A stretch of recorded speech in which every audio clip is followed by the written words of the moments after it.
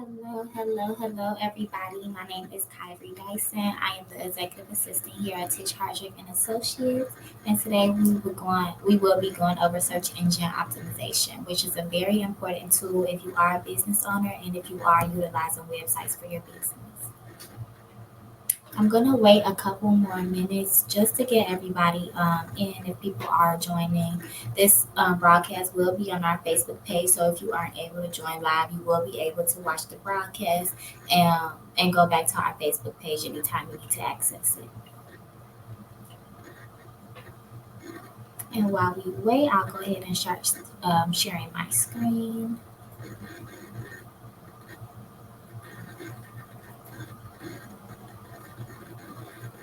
Hopefully, everyone can see well.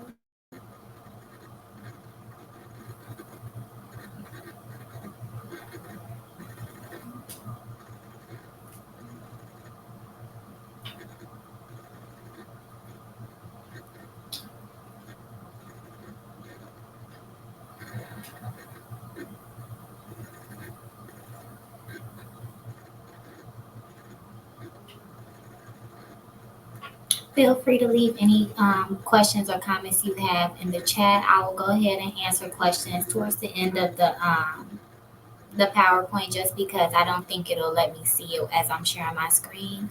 But feel free to drop your questions in the chat and I will try my best to answer them towards the end. Alrighty, so we're gonna go ahead and get started. The title of this presentation is called Unlocking Digital Success. It will be a comprehensive guide to SEO strategy.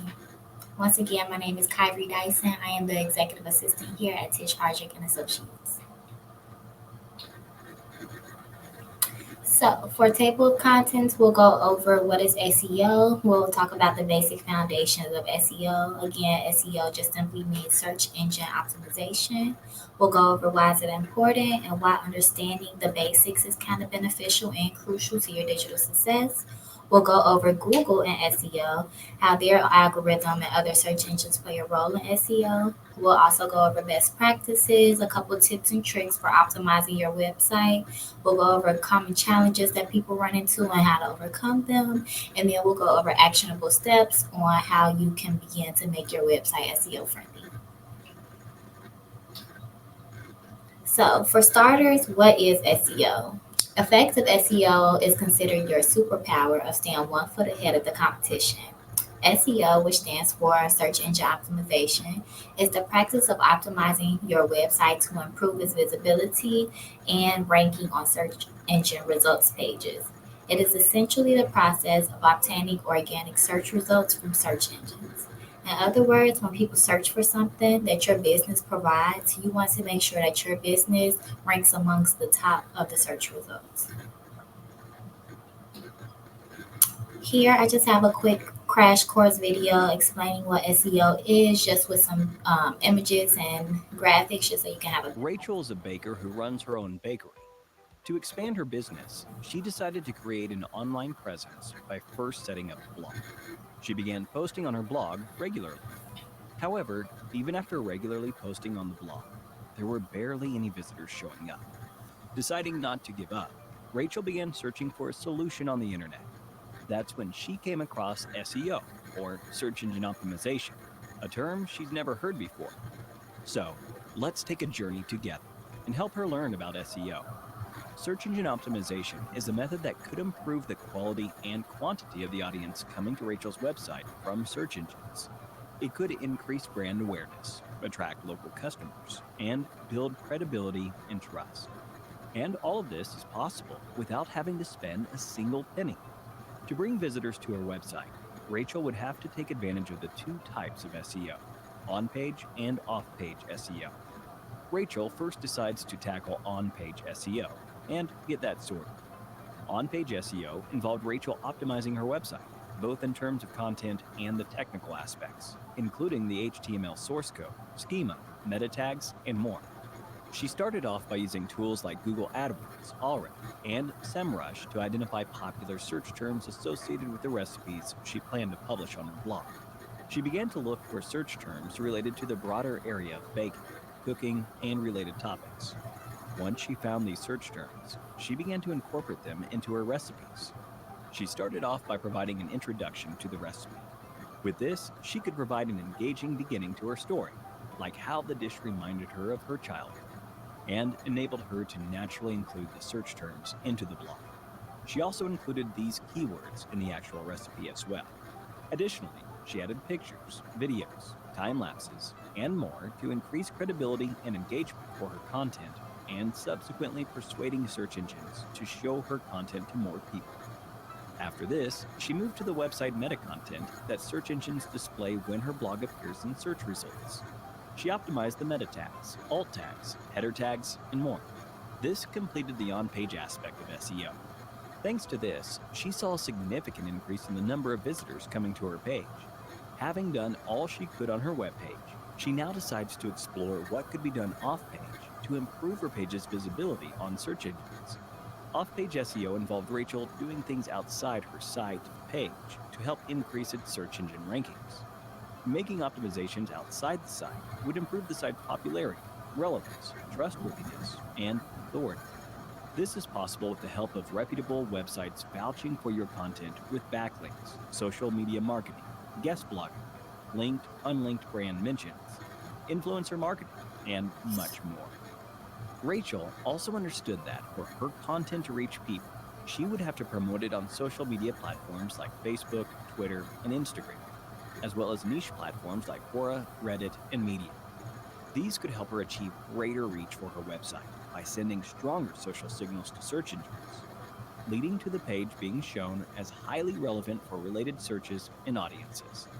And even after understanding and implementing all of this, Rachel had just scratched the surface of what was possible with SEO.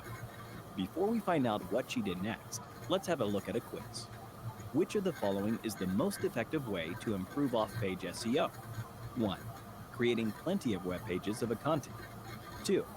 Getting backlinks from relevant and authoritative sites. 3. Acquiring backlinks through link buying. 4. None of the above. Let us know your answer in the comments section below for a chance to win an Amazon voucher. Now, let's go back to Rachel. Rachel decided to take up Simplilearn's digital marketing certification. With classes covering just about everything she needed to know about SEO, it was only a matter of time before Rachel began to implement her learnings on her website and see a massive uptick in the number of viewers coming to her website. In time, she could even earn money off the site by setting up an online shop. And with that, we've covered an introduction to the concepts of SEO and the possibilities it can open for you, either as a marketer or a business owner. We hope you enjoyed this video. If you did, a thumbs up Alrighty, so that was just a quick spiel on what SEO actually is. would be Rachel's a So, why is SEO important? It optimizes your visibility online. It increases your return on investment as SEO is typically low cost to little to no cost, and it also attracts relevant users for your business. A couple of statistics surrounding SEO: 86% of people ignore paid banner ads. 68% of online experiences begin with the search engine, and 63% of all shopping begins online. So, this just goes to show you how important the role of search engines play in the buying process. People typically go to Google first before they do any purchase decision, especially on big purchases and purchases that are new to them. So, Google. When people think about SEO, they typically associate it with Google, and rightfully so. This is because Google is the largest search engine and it delivers the most relevant results. Google handles more than 3.5 billion searches a day. It has a 92% share of the global search engine market. And lastly, it is the most visited website in the world. Google ranks search results according to keyword usage. And just a small note, we'll primarily focus on the relationship between Google and SEO for this PowerPoint, but this information that I'm going to explain today can be applied to like Bing, Yahoo, and other search engines.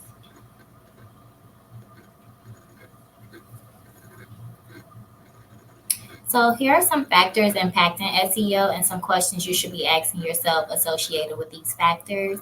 Usability is a factor that impacts SEO. You want to ask yourself, is my website navigation and menu structures intuitive for users to find information easily?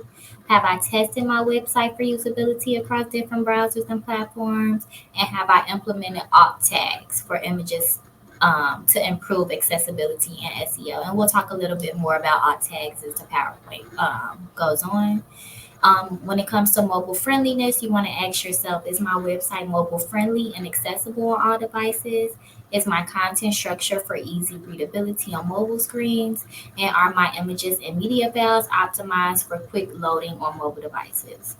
Some of these questions are interchangeable between the categories, but these are all questions that you should be thinking about when you're just making that first step into SEO. And then when it comes to user experience, you want to ask yourself, do we have a clear call to action on each page to guide user interaction? Have I conducted user testing to gather feedback on the usability of our website? And am I providing valuable and engaging content that aligns with user intent? More factors and questions that you should be asking yourself when it comes to speed, which is website speed. You want to ask yourself, is my website loading time fast enough to enhance user experience and SEO rankings? Have I implemented responsive design to ensure a seamless user experience? And have I optimized images to improve loading speed? When it comes to content, you want to ask yourself, is my website content relevant to my audience search queries? Is my content unique, informative, and valuable to readers? And is my content high quality and even visually appealing? When it comes to keyword research, you want to ask yourself, have I conducted keyword research to identify the most valuable keywords for my business? How competitive are the keywords that I've selected? And are there any emerging keywords or topics that I should incorporate into my strategy? Keyword research is going to be the basis and the foundation of SEO, and it should be your first step when you're making that mark into the SEO world. And we'll talk more about keyword research now. So, a couple questions and just some steps that you can take to gain effective results from your research. You want to first start out by defining your goals. You want to clearly outline what you want to achieve with your keyword research. This can be you want to increase website traffic, or you just want to improve rankings when people search for things that your business provide. You want to be higher on that list. Then you should brainstorm keywords. You should already kind of have a list of what relevant keywords are related to your business, your industry, the products and services that you sell. You should already kind of have a a step up on what those keywords are before you even do keyword research. Next, you want to analyze your competitors. You want to also research what keywords they're using and how your competitors are ranking, just to identify opportunities for targeting similar terms. Then you want to use keyword research tools. You can use tools like Google Keyword Planner, SEMrush, or Ahrefs to discover new keyword ideas and assess search volume and competition. Next, you want to identify long tail keywords. You want to focus on long tail keywords that are more specific and targeted to attract potential customers. Next, and finally, you want to consider user intent. Understand the intent behind the keywords and ensure that your content aligns with what users are searching for and what they're looking for. So here are some examples of some keywords. You'll see I have the keywords bolded and in this teal color. And you want to make sure that keywords are easily identifiable, they're not full sentences, and you're basically listening to what your customers are asking for. So for Jenna Doe here, she's looking for strappy pink shoes in a store in Chicago. So now that we know keywords should be easily identifiable and not full sentences, and we're listening to what our customers are asking for, we can easily identify the keywords in this sentence as strappy pink shoes, a store, and Chicago. This is important because you want your products to be the first that she searches when she says this sentence and she puts this in Google. You want to make sure that your website pulls up due to the keywords that she's using. Here, John Doe, he's asking for a brown tie from somewhere with fast shipping. Again, if you want your website to be the first among the search results, you want to make sure that you're utilizing these keywords on your website just so when John Doe puts in Google that he needs a brown tie, fast shipping, your website will pop up. Here, Jimmy Doe, he's looking for a vanilla sheet cake for his mom from a baker who can accommodate same day orders. In this sentence, the keywords will be vanilla sheet cake from a baker and same day orders. So it's very important to use those keywords that your customers are saying. So when they search these things on Google or any other search engine, your business is the one that pops up. So now I know you're probably thinking, okay, keywords, I have the keywords, I've done my keyword research. Where do I put these keywords? Here are some places you can put your keywords to make sure that when people search for these products and things that they need, your business is the one that pops up. You can put them in item descriptions, you can put them in URL handles, page titles, and alt text descriptions. So some best practices will first be, of course, doing adequate keyword research, ensuring your content is high resolution and relevant, strategically placing keywords in those listed places that we just talked about, making all of your URLs readable and easily accessible, and utilizing descriptive alt text to describe your content. So, some common challenges that people might run into when navigating the SEO world, they can be algorithm, content, and speed. Algorithm can present unique challenges for entrepreneurs. They're constantly changing and evolving, so it kind of determines how websites are ranked with the changing algorithm. So you must have your efforts aligned with these algorithms to ensure a website rank well in search results. I recommend outsourcing for algorithm changes just to make sure that a professional actually understands these changes and can lead you in the right direction, or I possibly recommend just studying algorithm changes and just educating yourself on how these changes and how you can adapt with these changes. Next, content. Your content might present a challenge for you as well. Creating content that is both engaging and optimized for search engine can present challenges for optimization. So you need to balance the need of high quality, informative content, but also keyword integration. So this can be tricky because you want the proper format. Content that is too keyword stuff may come across as unnatural to readers, but also content that lacks relevant keywords may not rank well at all. Next is your website speed. Website speed is one of the key ranking factors considered by search engines like Google. If you have a slow website, then um, when people search for products that you might sell or a service, you might not rank high among those search results because your website kind of takes too long to load.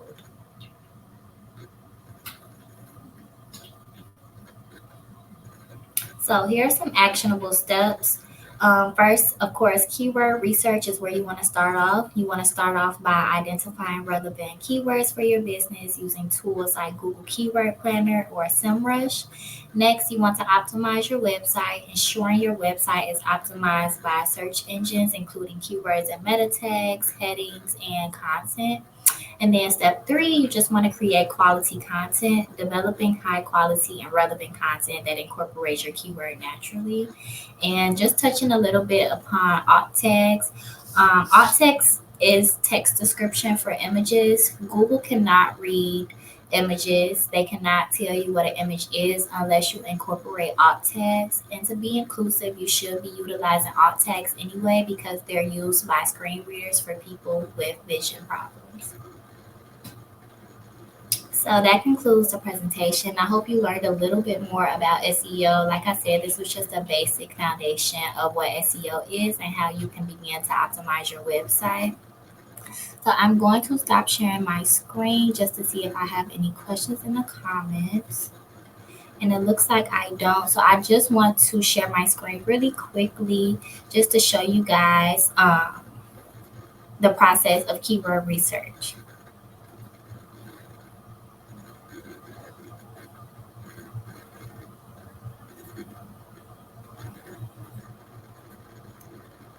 All Alrighty, so you should be able to see my screen. Hopefully everyone can see it now. But I just want to show you guys really quickly a tool that you can use to do keyword research. Here I am on Google Ads, which has the keyword planner that we were talking about. So you just click on keyword planner. It'll load for you.